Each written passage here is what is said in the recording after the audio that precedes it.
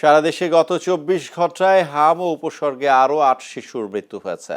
বুধবার স্বাস্থ্য অধিদপ্তরের কন্ট্রোল রুম থেকে পাঠানো এক সংবাদ বিজ্ঞপ্তিতে এ তথ্য জানানো হয়।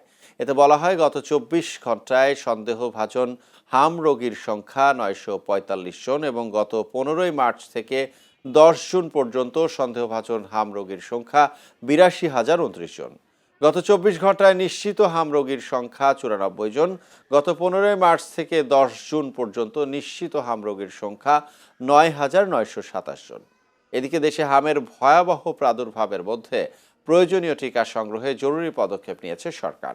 সরাসরি ক্রয় পদ্ধতিতে ইউনিসেফের মাধ্যমে হাম প্রতিরোধী টিকা কেনার সিদ্ধান্ত অনুমোদন দিয়েছে সরকারি ক্রয় সংক্রান্ত মন্ত্রিসভা কমিটি। এজন্য ৪১২,৭১,০০,০০০ টাকা বরাদ্দের অনুমোদন দেওয়া হয়েছে। আজ সচিবালয়ে অনুষ্ঠিত কমিটির বৈঠকে এই সিদ্ধান্ত গৃহীত হয়।